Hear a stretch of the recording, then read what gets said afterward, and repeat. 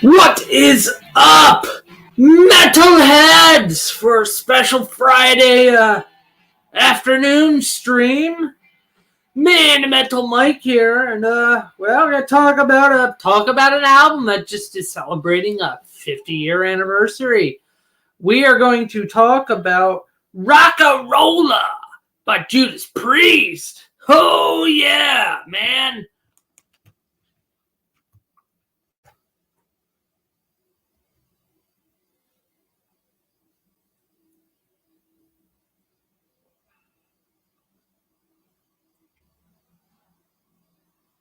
All right, let me pull up the information.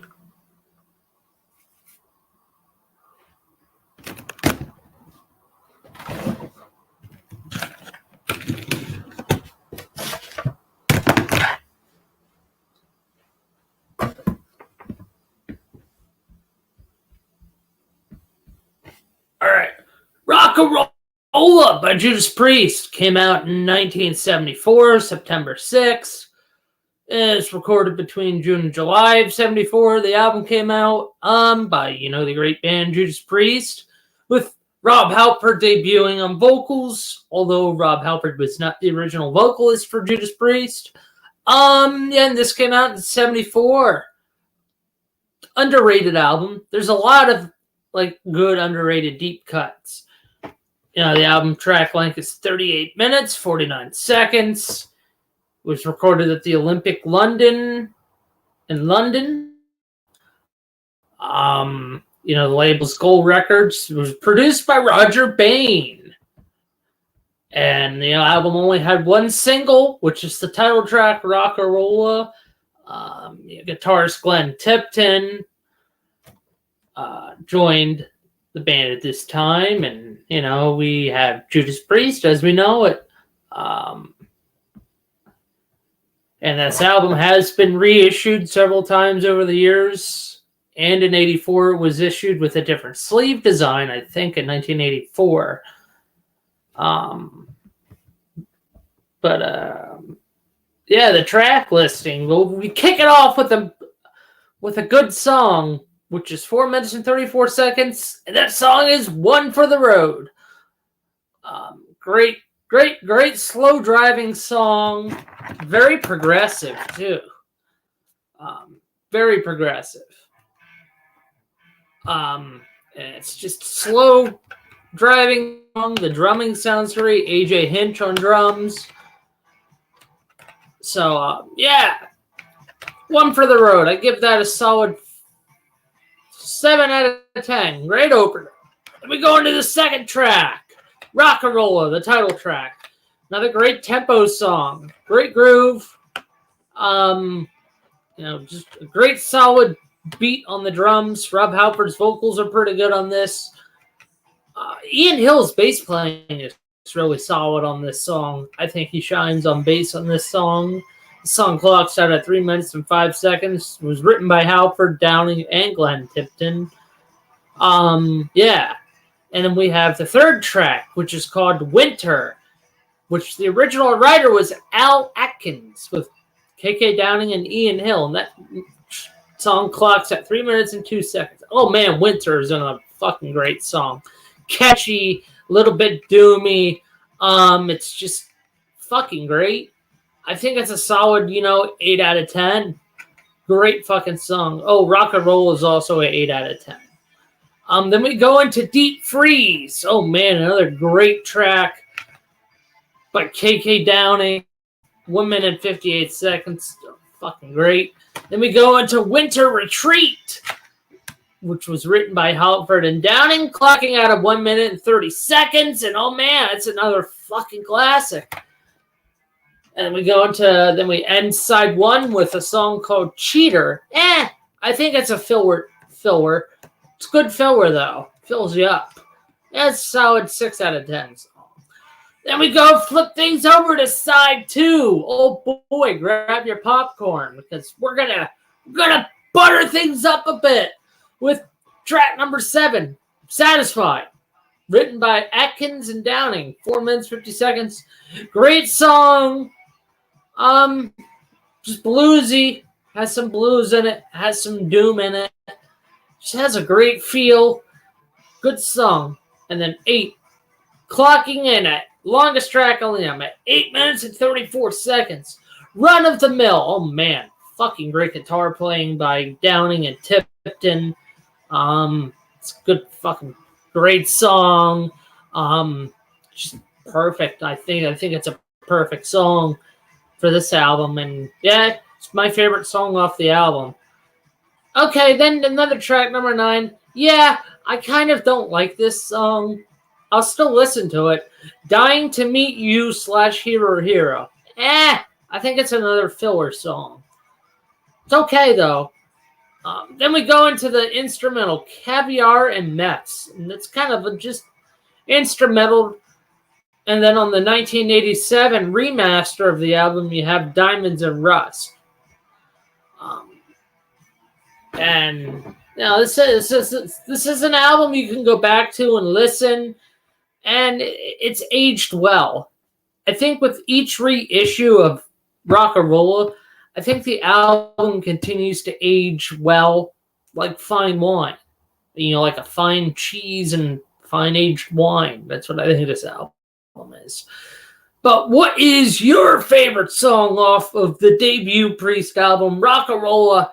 I give this album a solid 7 out of 10. 7.5 out of 10 for Rocka Rolla. By the way, this album is celebrating 50 years. 50 years of this debut album by Judas Priest. And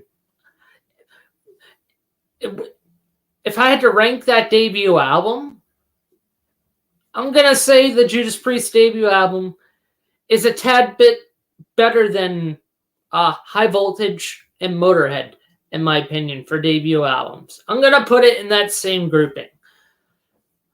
Is it better than the Iron Maiden debut album? Hell no. I think the Maiden debut album smokes Rocka Rolla, in my opinion. As well as several other, other bands at this time. 1974, you got to think of what other bands were putting out their debut albums at this time. Well, you had Kiss, you had AC/DC, had several other bands, and I think this is Judas Priest starting their rise. This is them starting to make it. But yeah, Rocka Rolla is a solid album. Definitely leave a comment, because we're gonna stay on the Judas Priest topic for a little bit. We're just gonna talk about Judas Priest in general, or metal in general. I watched Ralph's video earlier today. I think Ralph put out a video, top 10 worst Kiss songs. There's a few I could throw in there. Let's put the X in sex. More like Let Me Vomit All Over You. Terrible song. Another bad song. Bang Bang You. Oh boy, what a doozy. I want to bang bang the fuck out of here.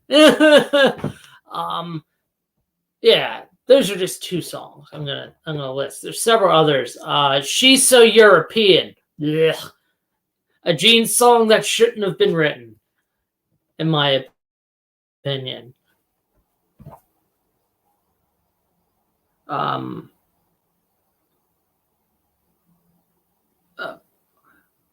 Thrills in the Night. Another bad Kiss song, in my opinion.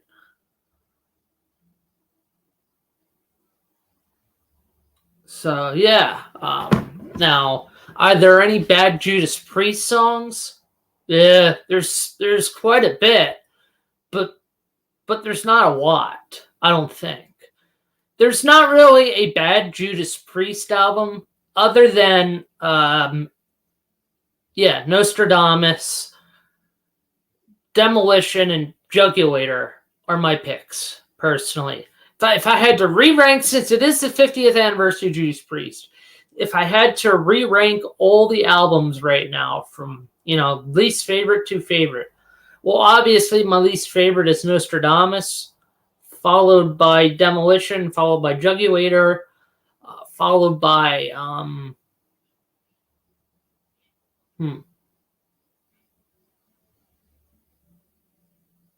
Yeah, I'll throw Turbo there. Then we'll go Angel Retribution. Then we'll go Redeemer of Souls. Then we're gonna go Rocka, Rolla, which is the debut album. Then we're gonna go, weird. I'm gonna put British Steel low on my list. As much as I love that album, British Steel's low. Defenders of the Faith.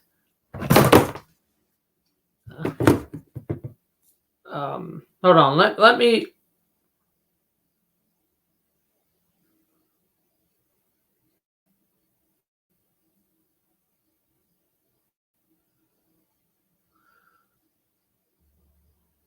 Sorry, guys. Give me 1 second. Someone's texting me.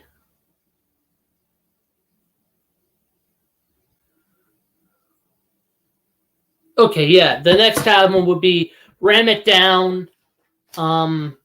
Then Point of Entry, Stained Class, Invincible Shield, Firepower, Painkiller, Sad Wings, and Screaming for Vengeance is still my top Judas Priest album. Oh no, Screaming. Wait, hold on. Screaming, Killing Machine, then Sin After Sin is my favorite Judas Priest album. Okay, I saved myself. And then if we're gonna talk for on Judas Priest, we're gonna talk about a couple live albums that you guys need to go check out. Go listen to Live 98 Meltdown during the, I think that was the Jugulator tour, World Tour for the Jugulator. Go listen to that live album. Another live album, another few live Judas Priest albums you guys can go check out and listen. A Touch of Evil, live 2009. That's an underrated one. Fuel for Life, 1986, live concert. Live in London, 2003. Battle Cry, 2016. That would have been for Redeemer of Souls tour, I think. And then, obviously, the most obvious one is Priest Live. God, that's still a great live album. Yeah, so go check out a lot of the Judas Priest live albums. Now, if I had to pick my my top 5 favorite Judas Priest songs right now. All right, number 5. We're gonna go Ram It Down at number 5. Love Ram It Down. Some of Halford's just high-pitched screaming on that song from Halford. It's insane. Number 4, we're going to go Painkiller. Number 3, we're going to go Rapid Fire. Number 2, we're going to go Screaming for Vengeance. And number 1, we're going to go Devil's Child. Yeah, that's right now, that's the Judas Priest song I've been listening to a lot. It's a great deep cut. Probably my favorite deep cut from Judas Priest. But if anybody's watching out there, leave a comment, leave a like. Keep the Judas Priest train going. Come on, people.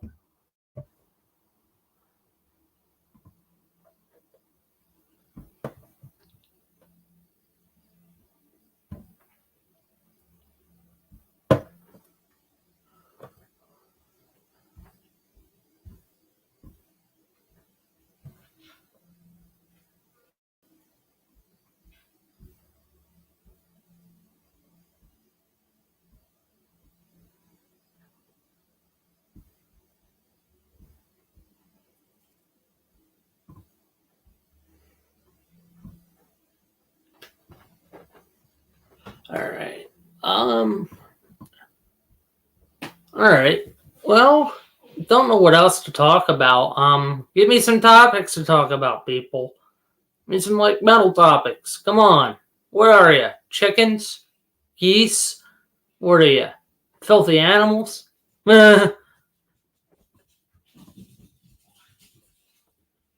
Jeez, what a slow crowd. Jeez, this guy must stink. Pew you.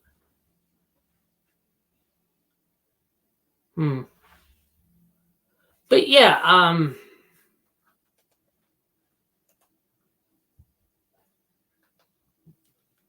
okay, here's one. Here's one for y'all. Screaming for Vengeance album versus Number of the Beast. Which album is better? Well, which album is far superior? Screaming for Vengeance or Number of the Beast? What do you guys think?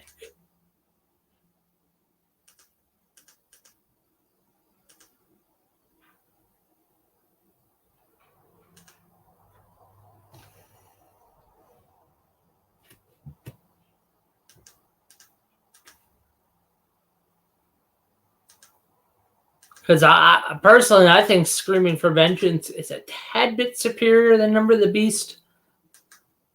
But I think Number of the Beast overall, I think sold more, and I think that just had a better tour. Plus, that's the last album with Clive on drums. Nothing against Nico. Love Nico McBrain. I think he's a fantastic drummer. But Iron Maiden kind of had a good drum sound with Clive. Here's why I think. I think Clive Burr is probably he had his own signature drum sound, just like Nico did. What Clive did on the drums is just pretty fucking awesome. Some of the drum fills he pulled off on like the first 3 Maiden albums are pretty good.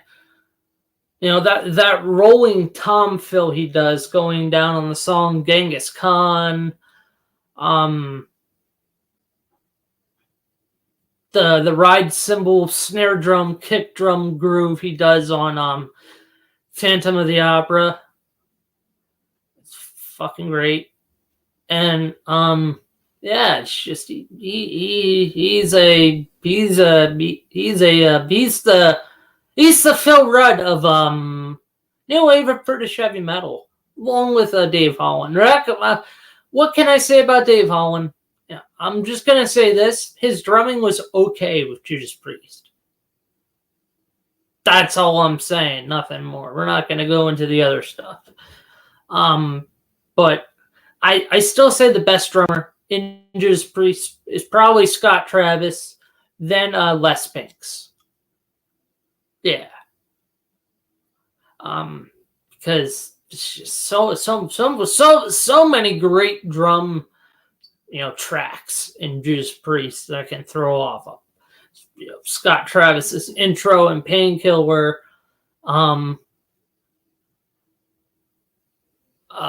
Dave Holland going down his rototoms on Riding on the Wind. That's a great song to play on drums with Priest. Riding on the Wind. That's a fun one to play. I think the drumming on Ram It Down, here's what I think on Ram It Down. I think the first song, is acoustic on drums. The second song, I think is a mixture of acoustic and electronic. I think. I don't know what. Like I said, I don't know. Ram It Down. I feel like if they would have gotten a better drum sound on Ram It Down and not have went that kind of electronic route with the drums, I think you would have gotten a better, cleaner production. Get some good quality cymbals. Get some tune the drums pretty good. Get a good kick drum pedal on there. Get some good hi-hats. And I think Dave Holland could have, pulled that album off better if he put effort into the drumming. I think if the band, put more effort into Ram It Down, I think it would have had a better sound and a better production quality, I think. It's great for what it is, but I mean, damn, that electronic drum sound hasn't, aged well for Priest. I think Priest is better off when they're not doing that electronic drum sound and they're using an acoustic kit, set up nice, tuned nice. The cymbals are clean and nice, and they break through the mix good. That's where Priest is at its best. It's when they're using all the acoustic instruments and they're breaking through the mixes really good. I don't know. What do you guys think? Am I crazy to think that, Ram It Down should have had a better drum sound and just a better, sound instrumentation wise? I think.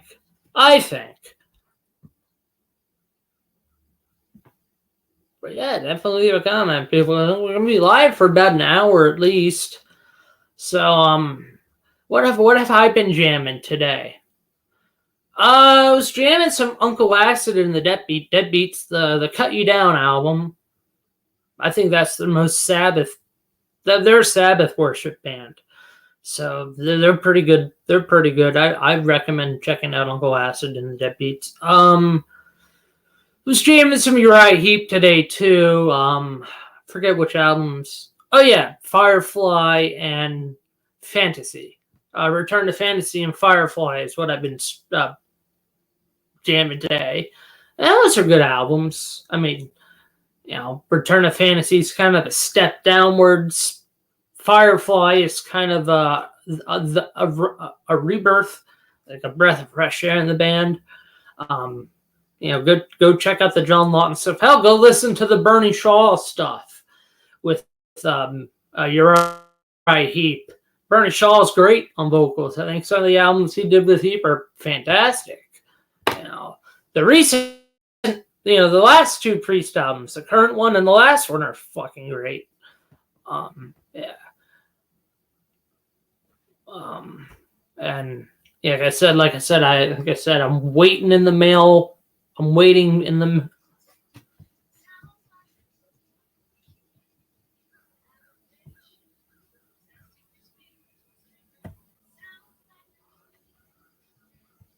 Hold on a sec.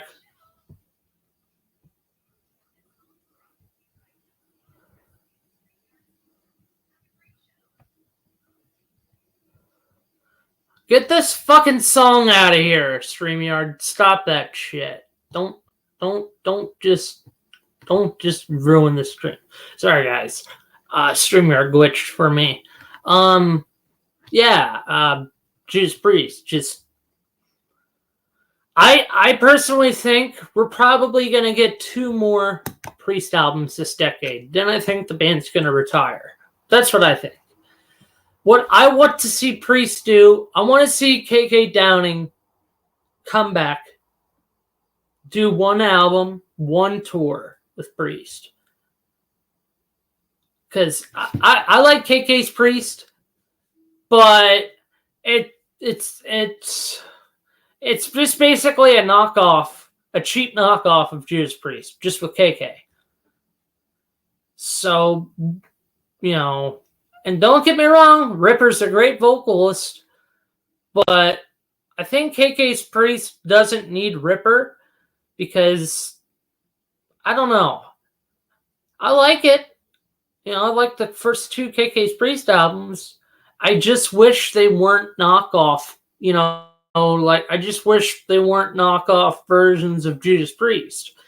I would have liked to seen KK Downing do a new style, a new sound, instead of, going in that Judas Priest sound. Because it's kind of ironic, isn't it? But yeah, there should be more content coming probably next week. There'll be the drum stream I'll be doing probably around like 3 or 4 o'clock in the afternoon. Next Wednesday is that I just started doing a pool league. Last night went to my local VFW, signed up. I am officially a part of a traveling pool league. And yeah, it's just fun to hang out and meet new people. Don't be afraid to meet new people. Who knows? You might make friends. You might make enemies. Who knows? You might even have a girlfriend. Who knows? So just keep things frosty. Just listen to heavy metal. Fuck politics. Listen to heavy metal and enjoy your life. Until next time, Mean Metal Mike. Subscribe! Keep things metal, or you will get the shovel!